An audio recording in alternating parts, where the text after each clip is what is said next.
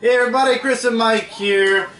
Oh man, this is such a late Dark Avenger Comic Book review. Yes, These books, if you want to know what happened to these books, go check out the Dark Avenger Inc. live show from this past Tuesday and you will know why this review is so late. The trucks keep spinning. Around in a circle. Lots of news actually came out of this week, apparently. This is something I would have talked about in the next episode, but it has been announced that 2 DC comics and 1 Marvel comic are being canceled. Ooh, wow. From Marvel, thank you God, finally, A+X. Thank is you, over. God. From Stop. DC, 2 books. Batman the Dark Knight and Animal Man. Animal Man is actually canceled before Swamp Thing. Wow. I did not know this until just now. In March, Dark Knight and Animal Man. Wow. Well, they are bringing in new books after. Yeah, that's... But Animal Man will be joining a Justice League team. Oh, or Justice League Dark or America? Probably Justice League Dark. Oh, I or hope Canada. so. I don't know. But anyway, the books that we are reviewing in this episode, we're not going to waste any time, were released on December 4th, 2013, the last month of the year, first of 4 weeks. And I'm almost 100% sure that the last week's books are going to be late because of the last Wednesday of the year is December 25th. That's Christmas. Unless they don't release any books on Christmas. I don't know what they're planning. Because Amazing Spider-Man's doubled up for the next 2 weeks. And anyway, there are, however, books from November that we have in here from DC and Marvel. Marvel we're going to do right away, and that's the Superior Spider-Man Annual. And from DC Comics, from the beginning of the month, were Smallville and Suicide Squad. I'm mentioning Smallville and Suicide Squad ahead of time because you guys are going to be seeing the next issue of Smallville and the next issue of Suicide Squad in the next episode. Tomorrow in the comic book haul, you're going to see the next issues. You shut your mouth and let's hope they do. I hope they do because I have comics too. Let's waste no time. Sentinel is fixing the Christmas tree up, as you guys can see. We did do a little bit of a change up in the background for the holiday season. You don't see lights yet. Lights will hopefully be up by this weekend. Busy schedule. Got my hot chocolate. Let's get into the books. Mike, you read the annual more than I did. I read the annual, and I saw Aunt May's horrified look and how she is now no longer a fan of Spider-Man at all. Yes. But let everybody know how that book was. The Superior Spider-Man Annual issue number 1 was surprisingly a good book because, you know, me and the whole Superior Spider-Man of Doc Ock not being Peter Parker and... Oh, we're going to get into that towards the end of this. Yeah. So, it talks about a new villain that comes in and... he's a vampire. He's a vampire. It focuses a lot more with Peter, like showing affection that he still loves his Aunt May and everything, and nothing, you know, he'll make sure that nothing ever hurts her or anything. Show you some artwork, which is drawn really, I'd say an excellent artwork. And the villain comes in, kidnaps Aunt May, and he's left with a cellular phone that tracks, you know, where he is and everything. And basically, if it doesn't pick up, Aunt May dies. And if he does and does what he says, then she might still be alive because he doesn't know Spider-Man is Peter Parker or Doc Ock Peter Parker. So they have a huge fight scene, and I'll explain more in the in-depth comic review whenever I get around to that. It was really an amazing fight scene. He has a one-up of the vampire, and things wind up to be happy in the end. And the whole thing, spoiler alert, the Green Goblin shows up in the end because of the whole Goblin Nation. Yeah, it's all and setting if up. you want to check out the last panel to see what it's about, you can definitely pick this up for yourselves. I liked it, surprisingly. Came out last week. Yeah, it came out 2 weeks ago. I'm sorry. It came out a week before the December 4th course. Right. I liked it surprisingly, but up to you guys if you want to pick up the annual. Marvel Knights X-Men issue 205. I don't know. The artwork, the story. It turns out it wasn't Sabretooth. We all were right. It was this girl who could project things with her mind. She doesn't have control over it. Whenever she reminisces, apparently she's able to create physical... Is she a known character? I believe she is. I don't even know, but the artwork is very sketchy in this book. The writing is okay, but I don't know. I'm really not hooked Looks like on what this. you get from a scrapbook. I'm really not into this, and 99% sure that 95%, because I'll give that 5% for the heck of it. I'm 95% sure I'm not coming back for the rest of the Marvel Knights X-Men. I really tried my hardest, but it is a $3.99 book, and from what I'm hearing from the Marvel Knights Hulk, which came out this past Wednesday, yeah, this is a late review after all, yeah, if I don't like Marvel Knights Hulk, I'm probably going to drop everything Marvel Knight, well, basically that and X-Men, because I'm just not digging Marvel Knights, and you're going to notice we're going to go through the books fast, guys. I know a lot of you guys are going to be skipping over this review going to the next one because this review is very late, but this is for those out there that really... First of all, I never miss a week, and second of all, I know a lot of you do want to hear our opinions on the books that we have, so I am going to still give good opinions just short. And a comic book I started to read is Deadpool issue number 20. This was a really funny issue, actually. I mean... Wait till you see the next issue. That's coming in 2 weeks. Is that good? It's a nice cover. It is a nice cover. It talks about him and Cable working side by side with each other for a little while, and he just has a really good time. The artwork's okay. I will say that much. It's like very classically drawn. Yeah. 90s, thank you. That was the way I was That's what for. the green tape at the top is. It's a 90-esque. Yeah, and he just goes through like everything and like through times, like these chapters, like it goes chapter by chapter. It goes first in the prehistoric time in the second chapter, then the negative zone where he meets with Fantastic Four, well really the Thing really from Fantastic Four, and there's just a bunch of chapters. Some of them are smaller. It's a segue issue, I will say that. Yeah, but even the Watcher, the way they designed him was... No, that's the way he was in the 90s. Oh, he was? Oh. They had a little baby Watcher as well, actually. And I was just reading this whole book, and it is just really hilarious. Like, if you guys are Deadpool fans, and if you like the 90s artwork, then you'll definitely like this comic book. And also, if you're Deadpool fans, of course, then you'll definitely be picking this up. This is actually, I believe, a segue issue between stories. The next issue is actually the next story. But basically, the whole point of the chapters thing is that he wanted to create a story, and doing each chapter, he wanted to, you know, you could read it to see for yourselves and see if you like it or not, but worth the read, I would say. Final Infinity tie-in, Guardians of the Galaxy issue number 9. The Avengers come back to Earth. The Guardians are defending Sword, the Sword base.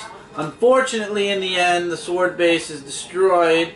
Angela comes to the aid of the Guardians of the Galaxy, leaving out a lot of dialogue. Like I said, the Avengers do come back, and basically, long story short, there's a lot of action in this book. I'm not really too much of a fan of the sketchy artwork a little bit. But basically this all leads into Infinity issue number 6, and then the next issue of Guardians of the Galaxy is the hunt for Thanos. So for those of you that didn't read Infinity number 6, and I didn't, I'm only going off of what everybody tells me, Thanos was put into suspended animation by his son, and he's frozen away in suspended animation until they decide to unfreeze him. So I don't know where the Guardians are going to find him, but yeah, a lot of nice dialogue, a lot of nice action here. Captain Marvel is also in here. Oh. She is the rumored person joining the Guardians of the Galaxy. Wasn't she rumored in New York Comic Con that she was going to join them? No. Guardians? Yeah. Yeah. She's going to be coming. See, Iron Man is coming back from being cosmic. He's now earthbound again. Right. And that's why the whole Mandarin bull crap is going to be going on, Mandarin Nation or whatever nation. And now it's Miss Marvel's or Captain Marvel's turn to take off into the cosmic realm. She's leaving Earth now. So basically they're switching. Iron Man's home and Captain Marvel's leaving. And she's rumored to be joining the Guardians of the Galaxy along with Venom. How that's going to work, I have no clue. Maybe if the Guardians stay near Earth, Venom will stay with them. But Venom's no longer going to be in the Secret Avengers anyway, so we'll see. I like this issue, but at the same time, I'm not reading Infinity, so any Infinity tie-in per se, Yeah. So it's up to you. Amazing X-Men issue 2, the search for Nightcrawler, who doesn't show up until the very last page of the issue. Wolverine is in heaven, Iceman, Firestar, and Storm are in hell, apparently. Firestar and Iceman and Storm actually get caught by this pirate. His name is Pirate Jack, Captain Jack, not to be confused with Captain Jack Sparrow, even though Marvel is bought by Disney. And Wolverine also is in a fight, sort of, in heaven against another pirate. And he meets up with, if you guys saw the live show already, there's no spoiler here. He meets up with who we think is Professor Xavier, who explains to him that he's in heaven, and Professor Xavier is trying to help him. Now, there were speculations on the live show. Some of us believe that it was Professor Xavier, and some of us are questioning whether it's just a figment of Wolverine's imagination or something else. Somebody else pretending to be Charles Xavier, which is also a possibility. I say if it really is Professor Xavier, this is the book where they're going to start hinting towards Professor Xavier's return. And here's the only page with Nightcrawler on it, who's about to make his next move. Now, a lot of people were shocked that this quest from Nightcrawler is so long. This is issue 2 of 5. That means we have at least 3 more months of this. So that means January, February, March. March should be the either the conclusion or at least the conclusion to the first story arc. I love Ed McGuinness's artwork. Jason Aaron is writing a very solid issue. Wolverine is aware that Nightcrawler is somewhere out there now. And Nightcrawler, I believe, is aware that his friends are there now because he's ready to make his move against Pirate Jack, from what I believe. Action-packed issue. A little slow, though. Lots of dialogue. And again, if it is Professor Xavier, then this is the biggest foreshadow that at some point soon Professor Xavier is going to come back. Recently, in Uncanny Avengers, which I don't read, it has been released that, or everybody found out now, that Scarlet Witch and Rogue were killed, but it was mentioned already that they are just being benched for about a year, and then they'll probably be back. A year? Well, they're going to be rumored, they're going to be believed to be dead. A year, so, I mean, if you kill any more X-Men, you might as well just pull what the Ultimate Universe did and kill, like, a portion of, a huge proportion of them. Superior Spider-Man issue number 23. Spidey, or Doc Ock Spider-Man, asks Flash to prove that he has control over the symbiote. Flash doesn't have time to waste with this nonsense, so he finds a way to escape. So Spider-Man is now in search of Hobgoblin and Venom. And actually he sets up a date, and that's basically what most of this issue, the rest of this issue is, where he's setting up a date with Anne-Marie to meet up with Jay and Aunt May. And again, we get the 2 pages of the red-headed dope who has no idea what's going on with Peter Parker and claims to know what's going on, but she's like, maybe I should call Peter, and they're like, no. They listen to she listens to Carly's message, and Carly's saying blatantly, stay away from Peter Parker. Whatever you do, avoid him. And she's just so dumb. I mean, seriously dumb. And then Flash Thompson comes in for a surprise visit with Peter. And, of course, Doc Ock knows that Flash Thompson is Venom. So, there's also another plan, which I'm not going to throw out. We didn't throw this out on the live show either. But J. Jonah Jameson's actually has a plan that he's putting into works with Alchemax. And we do get to see Miguel for 1 page. And Anyway, Peter Parker, or Doc Ock, tricks Flash into, basically he creates mechanical limbs so that he can walk again, Flash can walk again. But he knows Flash Thompson's Venom, so during the procedure he also extracts the Venom symbiote from Flash. Whoa. Flash can stand again, but the symbiote is now contained. He has it contained, but Flash has explained to him, I have it doped, drugged up. It is a lot stronger now. You shouldn't... I was in control of it. I told you I was in control of it. And yeah, the symbiote escapes and it connects with Doc Ock. So we now have the superior Venom, and it's going to be really interesting to see how Doc Ock is freed from the symbiote. That's going to be very interesting. There's also another scene in here with Carly. Not going to spoil that either. This is a really good... this is really leading into the big event of Goblination.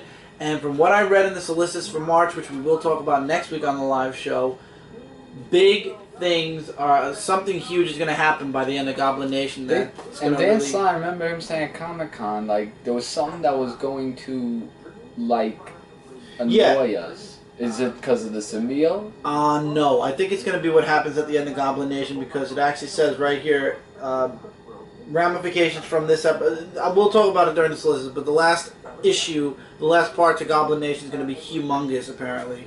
Oh boy. Here's next. Longshot saves the Marvel Universe issue number 3. The part where Longshot has to save the helicarrier before it crashes down. And there's just like a bunch of action that happens of, you know, he does try to find a way to prevent it. And then was the Superior Spider-Man Doc Ock appears in this comic book, which I was very shocked about, actually. You know? And then we get these the Marvel people that just come in to go after Longshot, and there's this whole thing about the girl with this demonic stuff that we saw from the last issue. Meanwhile, yeah, the fight scene says it all. Like, just, you know, everywhere. There's like Captain America fighting the vampire Wolverine, and the Marvel people that they're facing are the opposite. Like, Blade shows up. There's Carnage Silver Surfer. Yeah, there's a Carnage Silver Surfer and Punisher Venom.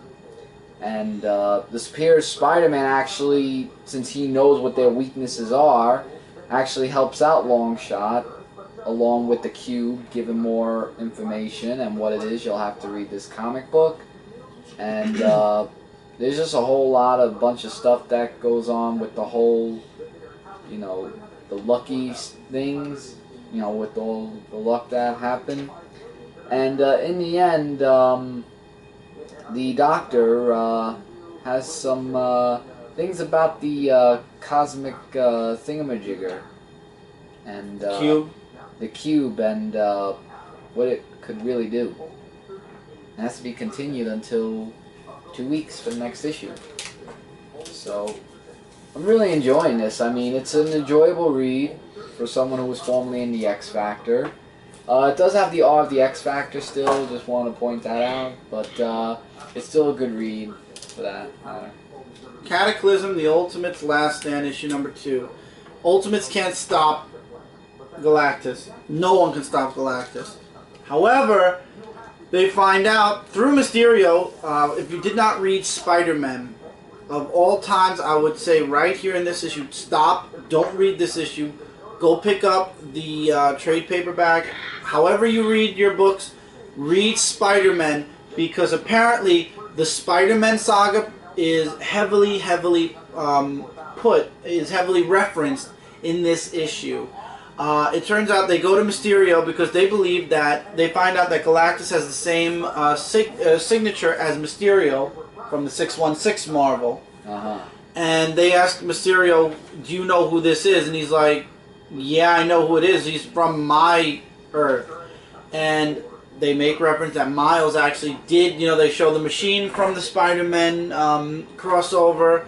Miles said he's been to the 616 before. He wants to go. The only person basically that could stop Galactus, they find out from Mysterio, is Reed Richards. But not their crazy Reed Richards. The Reed Richards from the regular, I don't know why we call it, it's the 616th Earth as far as the multiverse in Marvel, but from the regular Marvel universe. How many Earths are there? Well, apparently more than 600. More than 616, yeah. So anyway, so they find Tony Stark wanted to go back at first. Then Miles makes the offer. He's like, excuse me. He's like, I've been there before. I know Peter Parker. I can talk to him. I'll reveal who I am, and I'll tell him what's going on, and hopefully he'll help. And actually, somebody else makes an offer to go, and that's the Ultimate Universe's Reed Richards. And I hope, there was speculation during the live show that people are saying that he'll trade places with the Marvel Universe Reed Richards. I highly doubt that's possible because it's fundamentally, you can fundamentally tell the differences between this Reed Richards and the 616 Reed Richards. I doubt they're going to swap brains. I don't think they're going to do what they did with Spider-Man. So, but this does solidify the fact that Miles Morales might get trapped in the 616, especially because he actually says, I'll sacrifice not coming back or being trapped there if it means saving this universe. So reluctantly they agree to have Reed Richards go with Miles Morales, and it's to be continued in the next issue of Cataclysm. There is a last page also with the X-Men. I hate Jean Grey's smile at the end of this issue, but if you want to know about the X-Men, you can read this issue. Really good. I don't think the Ultimate Universe is actually going to survive this. After seeing the Marvel Solicits, there's nothing from the Ultimate Universe. However, they could just be making the readers sweat it out for 1 month, believing that it's over, and then it's not. We don't know. Maybe they're going to take a break before they return the Ultimate Universe, or maybe Miles is just going to become a milestone character in the 616, and the Ultimate Universe just is not going to exist anymore, which disheartens me because I love the Ultimate Universe. But let's all be honest here, the Ultimate Universe has fundamentally changed since the very beginning of its creation. Maybe Marvel just doesn't know where to go with it anymore. Who knows? I'm not one to judge, but apparently it's going to end for a little while. So hopefully some part of the Ultimate Universe will survive this attack from Galactus, but they are definitely very, very unprepared for what's going on with Galactus. They're unprepared for Galactus completely. Next we have Inhumanity, issue number 1. I got the Scotty Young cover just in case I didn't like this issue. I was afraid I wouldn't like it. It does reference the last issue of Inhumanity, but it's okay. It's all explained thanks to, I have to remember this Inhuman's name, Karnak. Karnak is an Inhuman, and he is apparently super brilliant. Do I know anything about Inhumans before anybody starts to comment, Chris, what the heck are you talking about? Don't you know who this? No. I am completely of zero knowledge when it comes to Galactic or Inhuman, anything. Don't know a thing. Only know who Medusa and Black Bolt are. Everybody else, I have no clue. So before anybody jumps down my throat and says, Chris, what are you talking about? Don't you know this guy? No, I don't. This is the first time I'm jumping into the cosmic side of the Marvel Universe. This is the first time, and Inhumanity is going to reach through a lot of things. Did I like this issue? Yes. And Karnak is actually explaining to everybody that Black Bolt knew about the bomb. He's the one that set it off. And apparently it goes back to when the Kree abducted cave people from way back in the BC time. And it turns out the Inhuman gene was in a lot of people, and when the bomb went off, it activated those genes, and that's why we have the Marvel Universe has tons of cocoons now, and everybody's asking, when is it going to stop? Are things going to get back to normal? And he's like, no, they're actually not. There are going to be a ton of Inhumans on Earth now, Their home is gone. Black Bolt, to their knowledge, is gone. And Black Bolt's brother is the next in line as heir for the Inhumans. And Karnak actually says, in the end, he finally sees what's going on. He's like, things are going to get really, really bad. We're going to have to forget everything we know, and we're going to have to start all over again. And he tells that to Medusa because he can't handle it. He's like, it's too late for me. It's too late for me to unlearn everything that I've learned over my lifetime. And I don't want to really give away too much, but let's just say I don't think Karnak is going to be in any more Inhumanity or Marvel books for a while. The way I see it. And it says to be continued in Inhumanity Medusa. Next week, or I should say this week, Inhumanity Awakening started, and all of this culminates in Inhuman issue 1, which was supposed to come out in January, but instead is coming out in February. Yeah. Or March. You said February about some... I think it's either February or March, but we'll talk about it when it's set to go. But this was a really good book. I enjoyed it. I have no idea who half the people are that were... I didn't know who Karnak was or anything. Still, though, it was a satisfying issue. I enjoyed it, and it definitely does set up a lot for Inhumanity. Will I be getting every single issue that's being touched by Inhumanity? No. Will I be getting the miniseries that are coming out of Inhumanity, though? Yes. And from the looks of things in March, I'm going to be getting a lot of #1s from Marvel again as well. And the final book, I have a book of the week from DC, and I have a book of the week from Marvel. My book of the week, and it's sad that it's a .1, is Amazing Spider-Man issue 700 M1. 700.1, not M1, 700.1.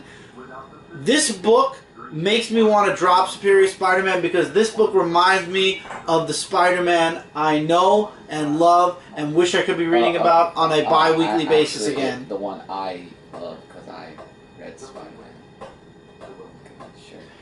If have you been reading Superior Spider-Man? Then shut your mouth. I've been here. Then shut your mouth. Because I know Peter Parker. We're taking a commercial break because this is going to be a debate that needs debating.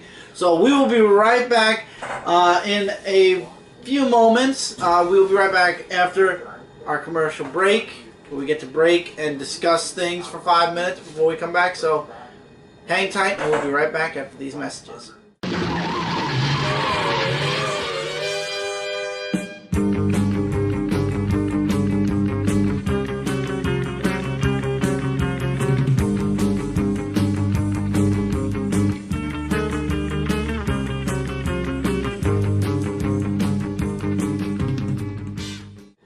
And we're back. We're back.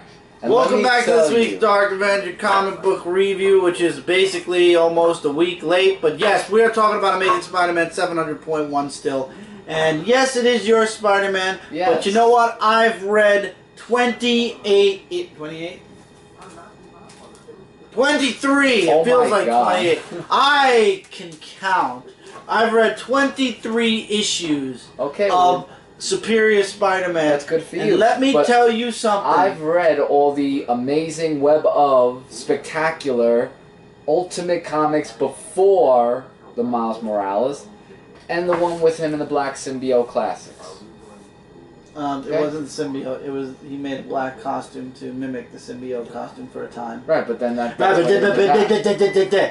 You don't know nothing. I know. Anyway, this takes place way before the Superior Spider-Man. It actually takes place in November of what year? We have no clue. And Spider-Man, Peter Parker, the Spider-Man, is being Spider-Man, and apparently a blizzard's coming to New York. And he's freezing. And even when he's inside, he's freezing cold. He's got the coat and the scarf on and everything. We get to see J. Jonah Jameson back at the Daily Bugle, so you know it's been a long... This is a long time ago, because J. Jonah Jameson... And yada, yada, yada. And he's the editor of the Bugle still. I read this. This was so good. We get a moment of, like, May Parker remembering... a moment with her and Ben Parker. I almost said Ben Riley. Ben Riley, very good. And Peter Parker wants to, he goes home, he takes a little bit of a nap. He's like, I'm going to rest for a bit, and then I'm going to get out there and be Spider-Man. He falls asleep for a long while, wakes up, notices the blizzard, and says, the world didn't need Spider-Man for one day finally. Too, because he thought the world didn't need him. He's like, every day they need me. Today, they didn't need me. But he only felt that way, if you read this issue, because of the weather. Because it could be the weather. The weird thing is, there's a fire going on, and Peter Parker doesn't know about it. Aunt May, the power goes out in New York, and Aunt May, basically a tree breaks through the window, and a bunch of cold air comes into her house, and she has no heating. So Aunt May's in trouble, and Peter Parker's spider sense is starting to get stronger, and like his spider sense was tingling, but not too much, but at the end it does, and he's like, I can't get to May my way. Peter Parker could never reach Aunt May, but Spider-Man can. That was the greatest line. I love that. I love how you see the hands open the window, and then you just see Spider-Man's head pop out. Like, hello. I love this issue. This is Spider-Man. Oh, I mean, I know eventually Peter Parker has to come back. I have faith that he's going to come back. But man, oh man, this was amazing. And when Amazing Spider-Man comes back, they should just pick up right where 700 left off. Go to 701. Let Superior Spider-Man be its own entity and end it. And notice this is not written by Dan Slott. Thank God. Apparently Dan Slott has something against Peter Parker. Morella. Oh, Morella, yeah. He's a Peter Parker believer. Buccioletto artwork. Yeah, it was great artwork. Awesome artwork, awesome story. Book of the week from Marvel. Highly recommend you guys check this out. I really wish I could recommend it more, but this week, point 2 and point 3 came out. Next week, point 4 and 5. I believe they doubled up the Spider-Man books because of the 25th being a Wednesday, and that, or they just wanted to get a lot of point 1s out there, and they're $3.99 a pop still, so they're expensive. Really quickly, Smallville issue 19. We are now in DC Comics. The last part to the Wonder Woman story arc, really good. Wonder Woman saves her mother. She joins with Steve Trevor. We got some good Superman action. I'm running through this because this is super late, and I'm sure everybody already knows about this and the next issue because the next issue is about to come out. I really like the Superman art, and it's ironic that Smallville's no longer going to be going by number. They're going to be going by miniseries. I say it's ironic because every time the episode guide gets to the last season, or the last, like when it came to the first Smallville comic series, which ended at issue 6 ended on the current season of Smallville, up to the current episode. Smallville season 11 ended on the current, at the end of the final season of Smallville. However, the next issue is going to be Smallville Season 11, Alien Issue 1. So instead of getting like a continuous number, a continuous numbering system, we're going to be getting the name of the episode. So basically the next issue is going to be Smallville Season 11, Alien, Part 1, Issue 1, 2, and 3. And all 3 issues are part of the Alien episode. And then after that will be another episode, and it'll go Part 1, 2, 3. Right, exactly. So they're just going to stop the continuous numbering, and they're going to name the comic after the episode, which is fine by me as long as the series is still around. Forever Evil Tie and Suicide Squad issue 25. I understand where a lot of people were talking that this wasn't a really spectacular issue. Within the first couple of pages, both teams realized that only one of them is working for the real Amanda Waller, and the other one is working for an imposter. Harley Quinn disappears with OMAC. Apparently she's working with the Thinker, and she's bringing OMAC back to Belle Reve. Amanda Waller actually goes to, she teams up with Jim Gordon Jr., and he has a lot of questions. She finds him very creepy. They go into level 7, which is a place where it turns out there were more Task Force X's. There were more Task Force before X. X was just the latest label or number, meaning there were several other teams before Suicide Squad. There is a moment between Jim Gordon Jr. and King Shark. You're going to have to check that out on your own. Also, Amanda Waller, it turns out she frees Project Y, which was the team or the member that came right before Suicide Squad, and she says this one's gonna probably kill me, and I'm gonna leave that for next week's episode when we talk about Suicide Squad issue 25. I'm gonna see all the tie-ins through, even if they're horrible, just so that I can give you guys a full, my full review of the entirety of Forever Evil. The only thing I'm not reading or reviewing is Blight, and guess what? He is. So technically, from these reviews, from these episodes, you're going to be getting a full coverage of everything Forever Evil, whether it be from me or him. Yeah, and you're doing Argus also. I'm not reading Argus, so right. Mike's also reading Argus. So regardless, the Dark Avenger reviews will cover every single tie-in to Forever Evil. I will do with all the coverage of everything. We're now these two books came out, I believe, the second week it had to be the second week of November. So if you're interested in those, check that out. Oh, okay. It wasn't time. I was about to say, wait. Now we're in December. Now we're in the first week of December. Green Lantern 26. Oh my God, this was. I'm sorry. Everybody says you can't drop Green Lantern. I'm sorry. I started reading Green Lantern and Blackest Night. Yes, I can. This is strike one. I've read Rob Vendetti's writing before, and it was good. This is so out of character for Hal Jordan. This is so out of character. This whole series is completely. It feels like I'm reading a completely different series. None of the Green Lantern books are fun anymore. I haven't read Green Lantern Corps yet. That comes out. That I'll be reviewing that for the next episode. But New Guardians was what? And this book, basically, Hal Jordan calls the entire Green Lantern Corps to fight one person, Noel Ange. And guess what? They won. Why? Because basically they were like intergalactic bullies. They showed up, said, we're the law, and you're going to abide by us, or that's it.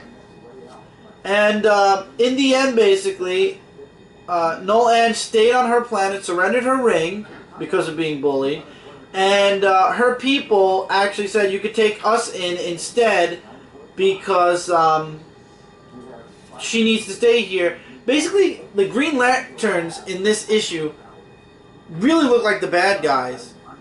They've ignored the space sector so long, that's the story, and there's been so many problems. There's a part where somebody throws a can at Hal Jordan, even though it wasn't really the person. What do I mean? Check out Green Lantern Corps to find out what I'm talking about. But anyway, he's like, stop hurting them, and he's like, your dad's a crook, so is this crew, the crew he's running with. You'll be better off without him. Why would Hal Jordan tell his son, you're better off without your father because he's a crook? He doesn't even know what's going on the planet. I don't. The personality of Hal Jordan, and I'm sorry, Mogo shows up and causes earthquakes on the planet. Can we be any more, you know? Oh, what's the word I'm looking for? Overkill. The entire Green Lantern Corps for one ring bearer, and this isn't the first. They say that they're going to continue doing it. Oh my God, what are we reading now? What's going on with Green Lantern? What's happening with Green Lantern? Could somebody tell me? Because I sure as hell don't know. And what? What?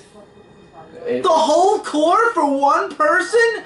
And they all know that if they... Well, I don't like the whole fact that now all of a sudden every time the Lanterns use their constructs, they're sucking away at the well. The well that was just replenished of light. That's complete bullshit. I'm sorry, and I'm sorry that I said the S word, but that's complete bullshit. All of a sudden now they're taking the light from a well that after a while, the more constructs they use, the more energy is taken from it, and the more it needs to be replenished then later on in life, billions of years in the future. I don't like that angle. I think it's dumb, and I think Maybe I think it's magical. I don't know, and it led to the whole policing of the rings, and it's dumb. Dumb. Dumb. Dumb. And dumber. The only book that I can say I'm mildly enjoying is Red Lanterns, and a lot of people disagree with me. They did not like Red Lanterns this month. I did. That's just my opinion. But this book was awful. The whole Lantern Corps, really? And even Hal Jordan said, did I make the right call? I called the entire Corps. No, you didn't. I'm sorry, but I don't know what's going on. I think they need to do more research of what Green Lantern used to be. You know, the ones that Jeff Johns wrote. This was overkill. This series is becoming overkill, and I know for a fact that you're working after Jeff Johns. You're looking to make your gigantic mark. Let's be honest here. Brightest Day, Blackest Night, all the stuff Jeff Johns did, the Sinestro Corps War. You can't top that, and don't try to top that right away. If you want to attempt to top that at some point, that's fine, but don't start your runoff with trying to top all of Jeff Johns' big events. Not going to work, and I think that's why there's not going to be any major crossover for a while in the Green Lantern books, because it's not going to work right away. You need to build up your characters, you need to build up your run, and then give us an event from Green Lantern. Not all of a sudden lights out, and then now we got this policing of the rings. Everybody's going to hate the Green Lantern Corps, and if that's the idea that Rob Venditti has, if that's the goal that he's setting, that the whole universe is going to go against the Green Lantern Corps and then the Guardians are going to come back and we're going to love them again, it's kind of weak, because now you're going in reverse of what Jeff Johns did, where we all hated the Guardians. Another book, DC Universe versus Masters of the Universe, issue number 3. Get off my lawn! Batman tells the Justice League to get off his lawn. Are you? Wait. I got. No. I'll show you. I'm gonna show all of you. Okay, so the He-Man tries to reason with everybody and say, look, something's going on here. The Justice League, he powers down and everything. He goes back to being Prince Adam. He's like, let's talk this out. Evelyn teleports them away before that happens. So now they're fugitives. Superman disappears. We don't know why, but he does. And Batman's like, none of you are thinking clearly yet. And he's trying to explain to them what's going on. And all they're saying is, we can't let those people run loose. And Wonder Woman's like, well, Batman, are you coming or not? And he's like, get off my lawn. Because the Justice League just isn't getting it. And I laughed. When I read that, I laughed. What? And then, I'm sorry, the worst part of all. Okay, first Man-at-Arms shows up. Well, I'm going to get to that. First Man-at-Arms shows up. They follow him and a few others from Eternia. Follow Evelyn and Prince Adam. For the Justice League Dark. Because they're in the House of Mystery. Oh, right. They follow them to try to find them and bring them back to Eternia because they don't know why they're there. And he goes up to Steve Trevor and the Justice League of America, and they say, hi, you guys are the good guys. We're looking for, we require assistance finding our allies. Does the name He-Man ring a bell? And then, no talk, Steve Trevor just yells, they're with the killers, get them! And a big fight breaks out between the Justice League of America and wow, he's the rest of the Masters. Like the Cyclops of Avengers vs. X-Men. It's like, what? And then we find out who the Overlord is, who Skeletor answers to at the end of the issue. And it's Orko! Really? Dark Orko? Okay, I understand in the very first series when they brought what He-Man, happened? When they brought He-Man back, apparently, remember when Skeletor erased their memory of who they really were? Yeah, like causing... It was because of Orko. Remember in the last issue, Tila said, what about Orko? And Adam said to her, let's not talk about that traitorous person who betrayed us. Because he betrayed the Masters of the Universe to Skeletor, and Skeletor erased their memories. So basically, Orko is evil now. Because, as he says on the last page, tell me, Skeletor... oh no, he said it on the page before it. He's like, yes, the so-called Masters of the Universe. They always laughed at me, you know? And then he goes... Tell me, Skeletor, who's laughing now? So Orko is evil now, all-powerful, and the Master of Skeletor. What happened to the Oracle we used to know? The one that was with He-Man? If you're not reading this, first of all, heavy dialogue. It is Keith Giffen after all. If you're not reading this, don't bother. Don't bother. Because get off my lawn. When I got up to that scene alone, I was ready to drop it. And speaking of which, let's continue with Swamp Thing issue 26. The Cedar is now Swamp Thing. Is John Constantine in this? No. Thank God. But the Cedar is now the Avatar of the Green. So, as the Avatar of the Green now, he is looking to do what the Rot did. Basically make it a green world. So, he challenges the Avatar of the Red. We get backstory about who the Cedar was. What was his name? I can't remember his name. They don't even have the, Woodrow. I can't remember his first name. No.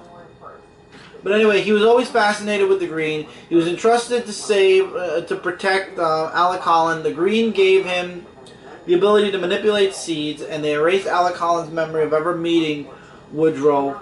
And anyway, back to the present. He's fighting with Animal Man, and Animal Man basically kicks his ass and says, "You're not Alec Holland.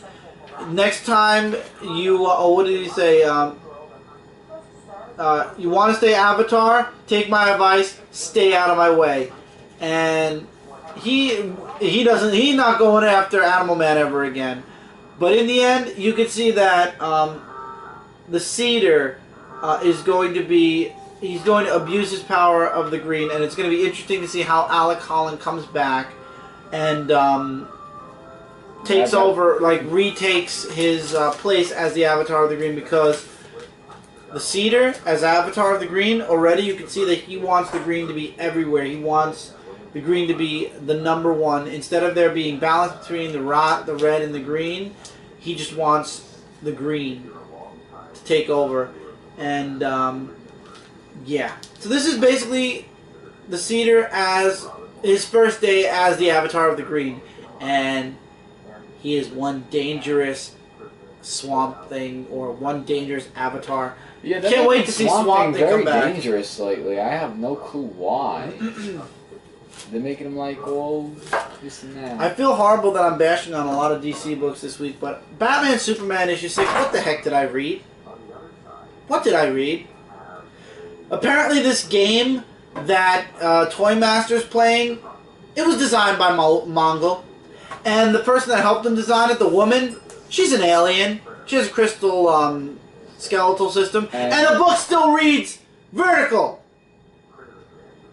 Do you know how annoying it is to read the book like this? Very. I mean, I love Brett Booth's art. I'm not going to lie. He did amazing work with tons of the pages here. Amazing. His artwork works for this book really, really well. However, it's vertical, and it's annoying to have to read like this at times. And if I see any more of this Mad Magazine at the back of my superhero books, it's ridiculous. So apparently Batman dies, but the construct, or the game, brings him back to life somehow. And basically he has no heartbeat. He was killed by Mongol in the last issue, but the game has him alive, and he wants to shut the game down. But if they shut the game down, Batman dies. So the woman who's working for Mongol takes over somehow. That's a good post. And takes control of Batman.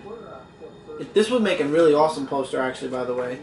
And now it's Batman versus Superman, and Mongol's just watching, and his plan is finally coming to fruition by the end of the issue.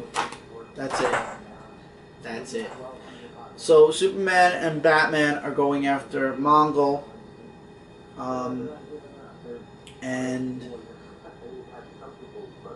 Mongol has the upper hand because he's the one that created the game, or the person that's working for him, that it basically calls him master, is the one that designed the game. So now she, instead of having Superman and Batman focus on the machines that Mongol has over Earth, Now they're fighting each other, and these machines apparently are going to help Mongol take over Earth. And what did I read? What exactly is the point of this series? I like the artwork. The artwork is amazing compared to the first story arc, but this is going to be one of those stories, once again, that once we leave the story, once the story is over, first of all, hopefully we won't have to read vertical anymore. We'll be able to read the normal way with comics, but once the story's over, do I feel like I'm going to remember this time next year? Absolutely not. This is going to be one of those stories that you just forget after you're done reading it. Action Comics 26, better than Batman Superman. Really nice feel in this book, and I'll get to it in it, but not that much better. Okay, so in the last issue we saw, first of all, I'm very glad that the artwork is not the artist that ended the last Action Comics, that it's that this artist took over. The artist of this book is, and I want to give the right name. This is actually also written, ironically, this is written by Greg Pak, and this is written by Greg Pak. So no wonder why the stories, I have them like at an even almost placing. Lana Lang unearths this beast from the center of the earth. Superman shows up and fights the beast for a bit, and then he realizes, wait a minute, he's not a monster. The beast acts like a dog, and then we get a what do you call it? Flashback when Clark was a kid, and when he first learned about his ability, his heat vision. When he the first time he ever used his heat vision, and he couldn't control it, and he wasn't considered a monster. And we get to meet this guy called Ghost Soldier, who by the end of the issue, even though he is an antagonist in this issue with Superman, apparently he has ghosting powers, and he's able to ghost knives into Superman, so he actually somehow makes Superman vulnerable. Even though he's an antagonist in the beginning of this issue, right away Superman makes him an obsolete enemy, and yeah, that's it. What was the point of him? I have no idea. Because they dispatch him against Superman, and then, let's see, he's dispatched here 1, 2, 3, 4, 5, 6 pages, 7 pages later, not a problem anymore. He's not fighting Superman anymore. I like this paneling. It reminded me a little bit of the Superman movie with Brendan Roth, where he had his eyes closed and then opened. Oh, yeah. However, the monster was a problem. The armies, everybody was trying to destroy it. Superman takes it away. They all believe that Superman threw it into the sun.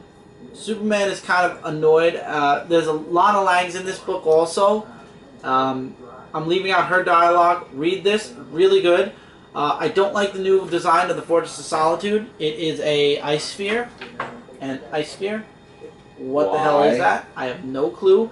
But apparently Superman did not kill the monster. He actually saved it in his Fortress of Solitude. Why would he save a monster in the Fortress of Solitude? Well, he does. That's what he does. He has a bunch of different species. Yeah, but the next page shows. And then I'm not spoiling the last page until the next issue, but yeah. Superman's like, I'm going to sit here for a minute and figure out what... And he's like, oh boy, look at you. To be continued. Wow.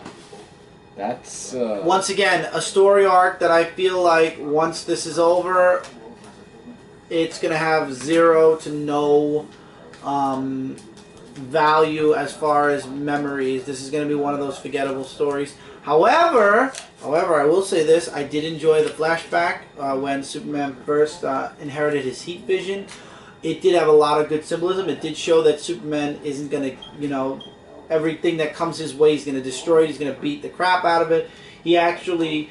I like that now Superman is more humanized than when the New 52 started. When the New 52 started, he was completely alien, completely opposite of what he was. And in the Action Comics 0-year issue, they showed that again, that he was very alien to the ways of... You know, he was very polar opposite of the Superman we all know and love. This issue actually showed Superman... as kind of Superman, more humanized, more like I'm not going to kill every single monster that comes my way. He actually saves it and refuses to kill it, thinking that there's always another way. And that's actually promoted here too. It was also promoted in the Smallville issue, which was Superman versus Satan, and he doesn't kill Satan either. He doesn't believe in killing at all. He finds another way around that as well. Read Smallville. It's super old news by now, which is why I really didn't delve into it. But this was a good issue. Once again, though, I don't feel like... We'll see in the next issue, but part 1 of the story makes me feel like this is going to be one of those forgettable stories once it's over. However, I'm 100% sure that the Batman-Superman story is going to be one of those forgettable stories once that's over. And unfortunately, we're about to hit that minute mark. So hang tight, and we will be right back at the click of a button with the rest of these books this week. Hey everybody, welcome back. Quality changed, unfortunately. Camera changed. So... your book is next. We only have 3 more books to go, so let's go. Well, after this, 3 more, so let's go. Book of the Week. Green Arrow, issue number 26, The Outsiders War, Book 1, Return to the Island. This book, as what Kat said, reminds you of the TV series of Arrow. So, basically this whole book, just to sum it up, it talks about Shadow going back to bring Oliver back to the island because there's an arrow that is on the island. And she knows it's there, and she tries to convince him to go, and along with the map, from Komodo, because she wants to finish Komodo, and I don't blame her for after what he did to her. They travel all the way to the island with a bunch of stuff, and there's one art I have to show, which is this right here. The artwork is just amazingly drawn. Not once has it disappointed me. Andrea Sorrentino does amazing artwork, as well as Jeff Lemire, who does an amazing job of writing the story. We get a little bit of the Magus part that's behind all this, and yeah, so they're on the island, and it shows more of a backstory of Oliver Queen when he was on the island, and how he is getting his abilities back to shoot the arrows and everything when he was on the island. And there's just lots of Shadow and Green Arrow moments. The ending part, oh man, I can't spoil the ending part. Like, basically, Komodo goes to the head of the Outsiders, and there's a bit of a plan that he has of who's going to go after Green Arrow and Shadow. And if you want to find out who it is in this comic book, unless you saw a live show, you should definitely pick up this comic book or watch my in-depth comic review, which should be on Dark Avenger Inc. hopefully soon. Book of the week, it's just amazing. That's all I can say. It's highly recommended you get Green Arrow. Absolutely. Batwing issue 26. If you're not reading Batwing, where are you guys? You should be reading this. Batwing, it's a standalone issue. Well, it's connected to what's been going on, but basically this is the last part to it, so I guess you can say Batwing was interrupted as well during Zero Year. So Batgirl wasn't the only one after all. In this issue, Batwing goes to Rome, and his mission is to bring Caligula into justice, to Interpol, and he's working with this other woman who wants to bring him to justice, and her name, why is her name leaving my mind at this moment? She meets him, I believe, at the beginning of the book, if I'm not mistaken. Pipai? Giovanni? Oh, Pepe. Pepe. Oh, Pepe. Pipai. Oh, Pipai. Giovanni, and they work together actually. It turns out that this is connected to the diamond mine that Bruce Wayne actually acquired thanks to Batwing, that Wayne Enterprises went under fire, or people sent other people in to destroy Wayne Enterprises because they own the mines. Batwing actually, we learn about what the diamonds can do in this issue. Read the book. You should be reading this. And Batwing still has his mission to bring in Caligula, and he actually does in the end. I'm not going to say how, but at first it's a lot of talking, a lot of like sneaking around, you know, get the diamond, so to speak, get the guy, get out. But action definitely, in this part right here, he hands Caligula over to Peepeye and says, you run, and I'll take care of this, and action just takes off after that for the rest of the book. Caligula gets away, and he basically sets the island ablaze, so to speak. But Batwing actually ends up taking him into custody, and it says the next issue is Gothtopia. So next we see Batwing will be in Gothtopia. Here we go. Next month I will be probably getting Catwoman and all the other Gothtopia tie-ins, which means Birds of Prey as well, I believe. So we'll see in January. But I love Batwing. Artwork's amazing. The writing's amazing. This is a really nice issue. It's in Italy! Italy! So I would definitely recommend checking Batwing out. The first Batwing, I believe, really hurt this series. But once Batwing's changed hands and Luke Fox took over, this series took off the Batwing suit as well. He's upgraded it. It's awesome. I swear, you would swear that he is the War Machine or Iron Man of the Bat family. Not just Italy. I hope one day I could go to Italy. Speaking it's of like a dream trip. Italy. And speaking of Forever Evil Blight. Yes, Forever Evil Trinity of Sin, The Fam Stranger, issue number 14. Oh man. By the way, this was almost book of the week. This, like the last episode, if I didn't say it or not. This almost was book of the week. Basically, John Constantine is bringing all the Trinity of Sins together of The Question, Pandora, and Fam Stranger, which some of you may know by now because he wants them to kill evil, which is the crime syndicate. So they just want to get out of shackles while John Constantine is trying to tell them that he just wants to chat with them about what they need to expect. It does get a little bit out of hand, but Swamp Thing calms everything down, and yeah, just everything just goes to a stop right there.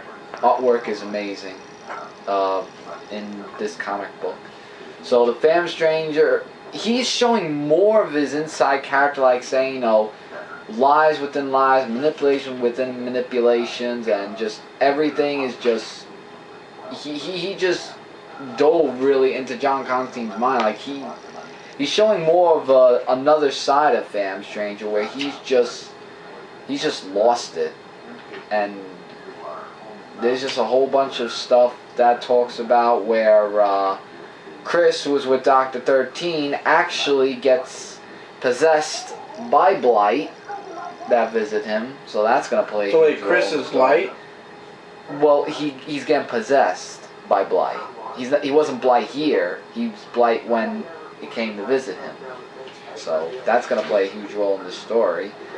And there's just like really a lot of things of that Pandora's telling Fam Stranger, and he thinks that's John Constantine's lies, and he's just saying he's in not because he wants to, and not because God wants him to, just because it's his choice to join in with Constantine's kill evil scam. And oh boy, the Chris being possessed by Blight, lots of chaos. And it continues next week in Constantine issue number 9. But oh my God, this issue, the Blight You're gonna series, see the next part next in another exactly. few days. So I can't wait to see how this is gonna play through in the Constantine comic book. But guys, you really should read Forever Evil Blight. I mean, give it a chance. It's really a great series so far, and can't wait to see what more lies ahead for Forever Evil Blight. That's all for me this week. Book of the week for me from DC Comics has got to go to Earth 2 issue 18. This was spectacular. Superman is still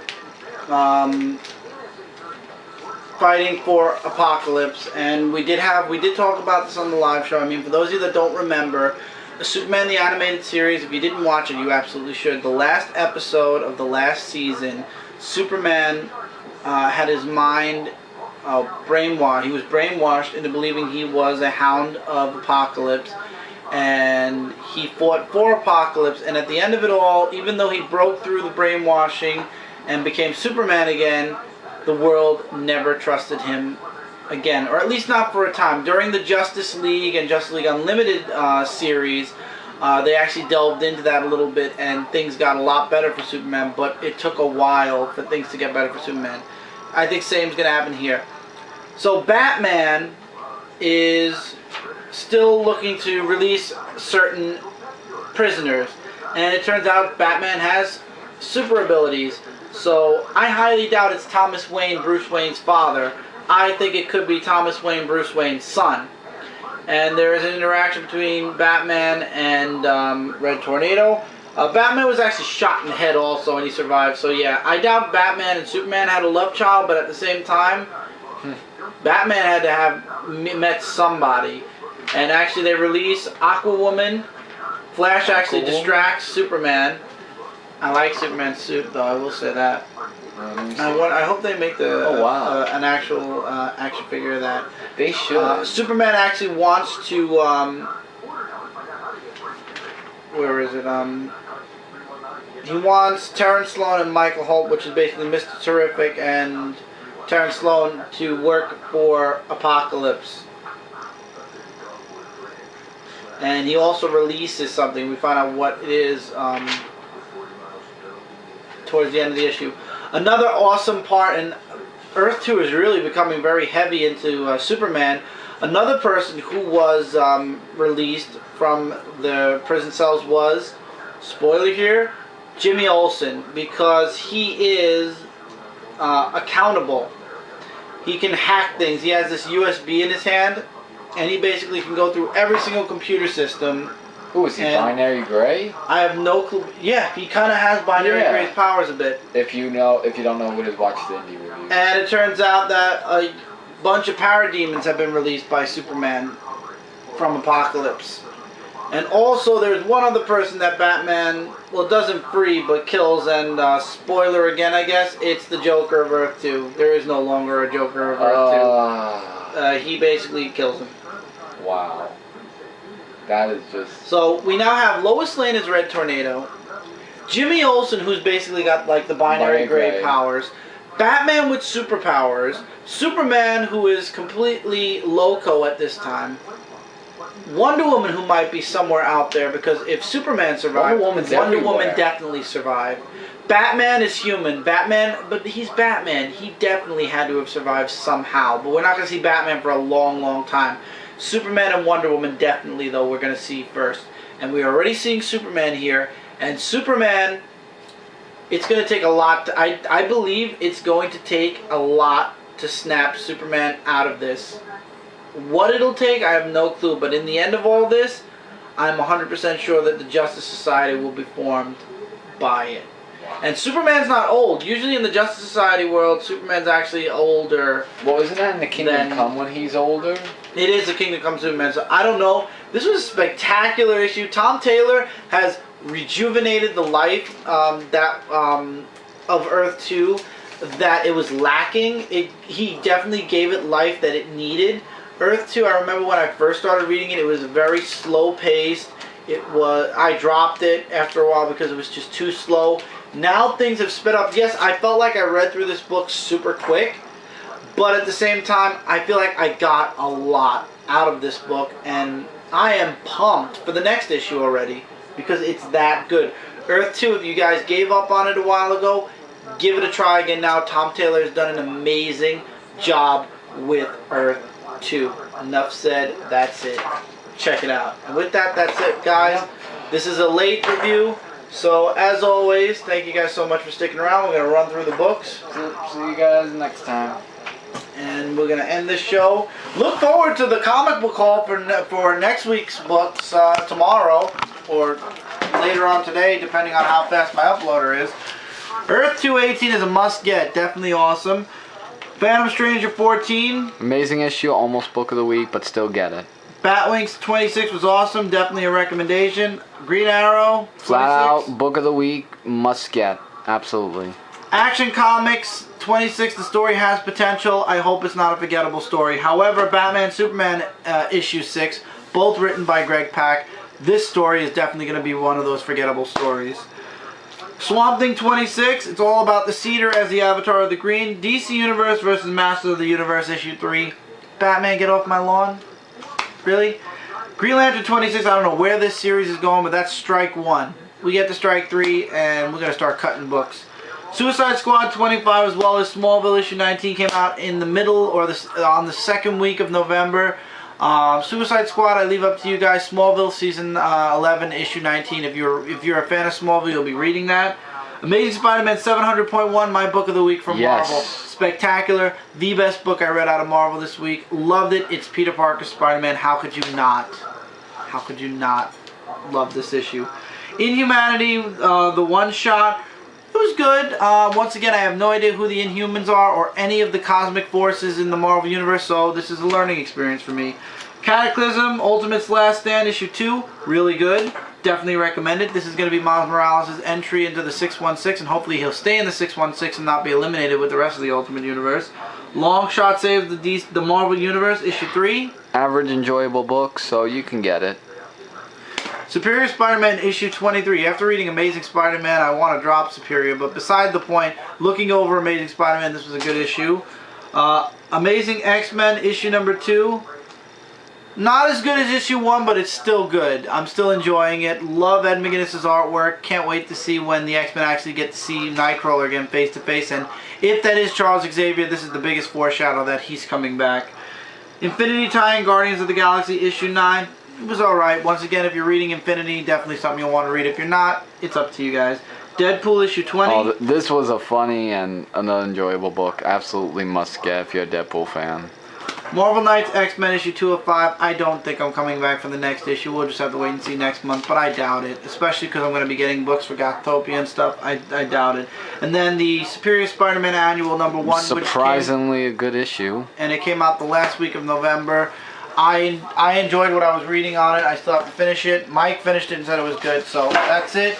Don't forget to check out comicrelated.com as well as Comic Frontline and Dark Avenger Inc. for all your comic-related news, reviews, and a whole bunch more. We are your #1 source. If you are not subscribed to Dark Avenger Inc., if you like what you see, definitely give that channel a sub. Click the sub button on that channel. This way we're in your sub box and you don't miss out on a single video. If you like this review as well as anything else I do on this channel and you're not already subscribed, why not hit that sub button? This way I'm in your subscription box and you don't miss out on a single video I put out. There's a bunch of videos I have listed that I will be doing soon. But until then, anyway, also don't forget Comic Frontline. If you have a blogger, you can subscribe that way. If not, give the website itself a favorite as well as Comic Related a favorite. This way, all you gotta do is go in your toolbar and check it out. Bookmark them. That's it. That's the word I'm looking for. I'm not tired. Bookmark the website. This way you can come back and check it out.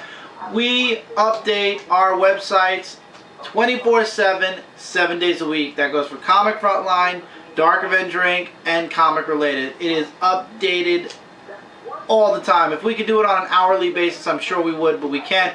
But every day there's something new on every single website. There are links on Dark Avenger Inc. also if you're still interested in checking out even more stuff. The links lead you to something that one or more of the Dark Avenger Inc. crew members is a part of or owns or whatever. So if you want more stuff, check it out there. Thank you guys so much for sticking around for this long. This was a very long review, even though I said I was going to keep it short. Take care, everybody. Keep reading, keep collecting, and I'll see you guys tomorrow for the next, please God, if the comics are delivered on time, for the next weekly comic book haul. Hopefully everything will be on time at least for this week and maybe next week, and then of course Christmas it won't, but hopefully at least for the next 2 weeks. So take care, everybody. See you guys then. Later, guys.